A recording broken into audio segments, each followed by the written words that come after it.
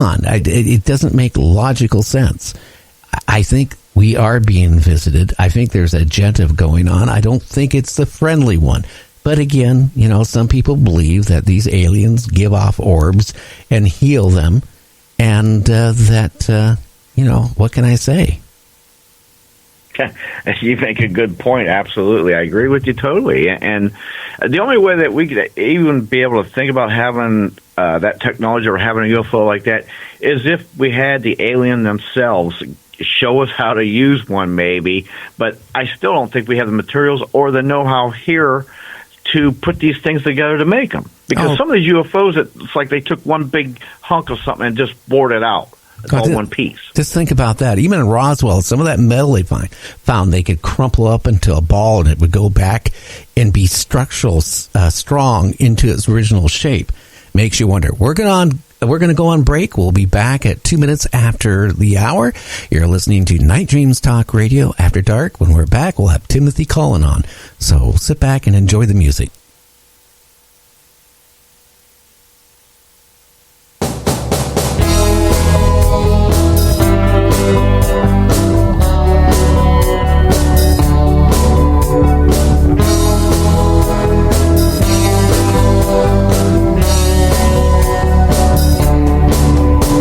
Selfish and cruel since his youthful days in school. His siblings he never did treat well. His self-centered bent was his dark side lament, with a focus on hypnotizing spell.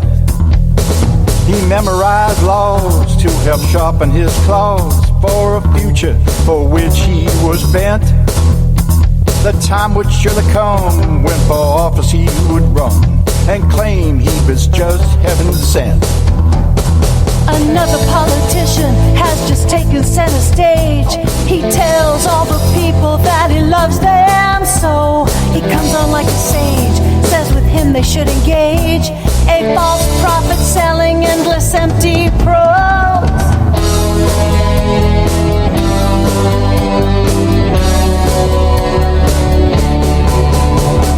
Stepped over dead bodies on his climb to the top.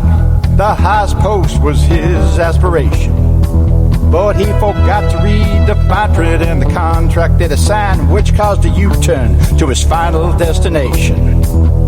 He continued on his pathway of destruction and decay, never thinking that his wicked life would end. He never did take stock that the devil is not mocked, and all those broken fences will not mend. Another politician has just taken center stage. He tells all the people that he loves them so. He comes on like a sage, says with him they should engage. A false prophet selling endless empty prose. He feels no lament for the lives that he spent. A jackal who thinks he can't be touched. But there will come a day when the devil's birds of prey paint their canvas with his lost soul's carrion brush.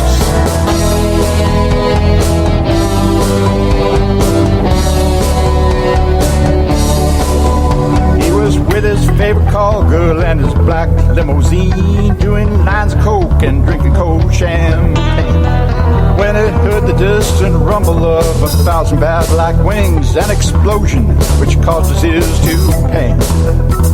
His mind was filled with terror as a limo route for 7 by iron talons had grabbed his soul. There were visceral screams and moans and the sound of crushing bones as the birds from hell flew him to his new home. Another politician has just taken center stage. He tells all the people that he loves them so. He comes on like a sage, says with him they should engage. A false prophet selling endless empty prose. He feels no lament for the lives that he spent. He's a jackal who thinks he can't be touched. But there will come a day when the devil's birds of prey paint their canvas with his lost soul's carrion brush.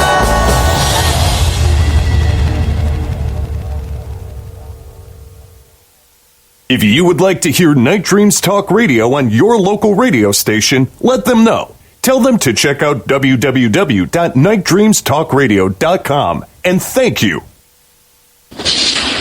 coming to you from some far point station, like a cosmic tumbleweed, both north and south of the Pleiades. Here's your host, Gary Anderson. And that is me. Hey, James, are you still there? Yes, I'm still here, Gary. Okay, let me get a hold of Timothy, and let's get him on the show. So it's ringing right now. Let's see if we can get a hold of him.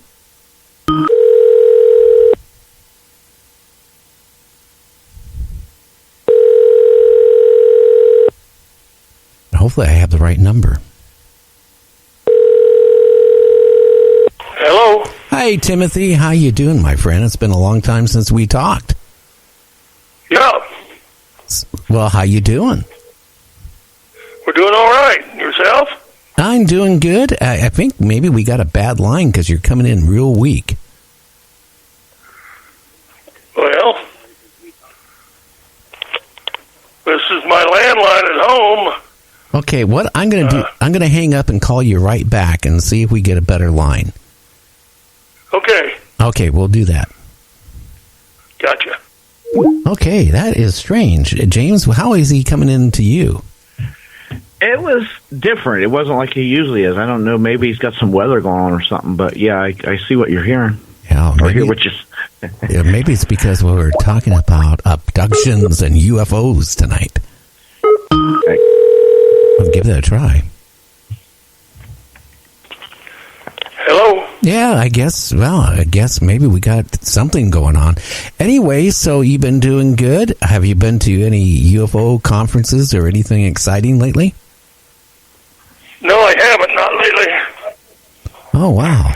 So, since you haven't been on since I've been on all these radio stations that I'm on now. As you know, I took a little break from broadcasting and I lost a lot of stations, and I have picked up a lot of new stations now across the country. A lot of people don't and are not familiar with Timothy Cullen or Tim Cullen. Let's tell, what were you doing for a career before you saw that UFO and you were abducted originally? I was in light construction. And the day, explain to us what happened. You were out with your wife. You were driving, I think, maybe to town or something, and you saw a UFO? We were coming home from a doctor's appointment in Denver, and it was about 11 o'clock at night, and the UFO crossed the road in front of the wife and I. It was a rather large craft, and I kind of slowed down and came to a stop, and then I backed up a ways, and the craft went out to the west of us, and it looked like it landed in the field. Anyway, it was lighting up the sagebrush, but then two lights came on, one above the other, and I thought we looked at those for 4 or 5 minutes and kind of wondered about it, and then I turned to my wife and said, let's go to town. And from 1978 to 1998, I believe, still, that's all I remember that happened. And I went and got an x-ray and found a piece of metal in my wrist that ended up being taken out by the late Dr. Roger Lear. I was his 9th surgery of the 17 he done. Wow. Mine was one of 7 cantaloupe seed-type metallic objects that he found. Now, I want to go back. When you saw that UFO, can you describe, or do you remember, do you have dreams of it by any chance? What did it look like? Did you hear any sounds from it at all? Well, I kind of had the windows up, but I really didn't hear any sound. And it was probably 100-foot long, 20-foot wide, 10-foot high, because I seen it to the front, and then I seen it from the side. And it was kind of even moved beside our vehicle. I mean, it took a while running into some people, and they got talking, and then they got thinking about how it really moved. And I mean, it was here, it was there, and then it was kind of here, and then it was there, and then it was there. But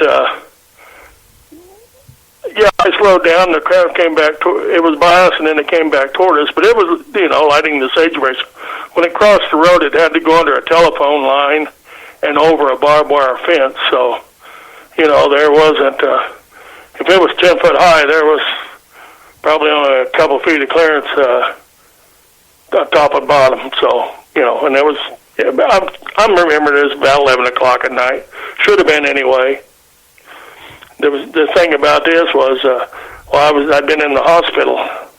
This was my first trip out of Yuma, but even later on then I learned that the local paper for a couple of weeks had stories about strange lights in the sky, and there was some cattle mutilations going on down in the southern part of Yuma County. Oh, wow. All that same time frame. Yeah. Yeah. But I wasn't aware of that for a while because, I was in the hospital for 19 days, and I hadn't paid attention. It wasn't until many years later somebody brings it up, well, that's when the cattle mutilations was. And we went down and looked at through the archives of the old local paper, and yep, there they were. Of course, now, if my wife and I had kind of been aware of some of this, we might have went to authorities and said something. But, it was just there, and, and then we came to town, so it really wasn't. I was just a person that seen a UFO for many years, and that's just, that's the way it had to set. Yeah. I mentioned at the beginning of the show, it was like 16, or now it's 17 hours ago in Oregon. I reported a cattle of a bull that was mutilated. Again, it was drained of all its blood, its sex organs, heart was removed, the tongue was removed. Again, it was no signs of any predators. When the authorities checked it all over, there was no bullets, holes in it, or anything. And it looked like it was dropped because it was kind of like in the ground a couple inches. Again, the signs of another, cattle mutilation from something. We don't know what's going on. Well, even here in Yuma County earlier this year, in April, a man, right in neighboring, over in Nebraska, in the neighboring county, he had a bull mutilated. Now, that's sadly the fifth animal he's lost in the last 10 years to mutilation, about 2,000-pound bull. But even closer, a husband of a classmate of mine, I ran into him at a class reunion this last August, and he comes up and tells me he had a newborn calf mutilated. Yeah, it seems like... I've never heard of that. I haven't on calves. That's rather interesting, but bulls... I don't think this calf, it wasn't 2 hours old. That's very interesting. But it seems like it's between a cow and bull. It seems like a lot of bulls are for some reason singled out to be mutilated, to have their glands and all this stuff removed. Another story on if you want me to go. Shortly after I had my surgery and stuff, and people were coming around and tell me stuff, there were a couple of guys out here that had a dairy south of town. And, every spring they'd have the bull calves, the heifers, calves, and they'd put them out on this quarter ground and the bull calves were getting mutilated. And it got so bad, they finally quit putting bull calves on that piece of ground. It's uncanny.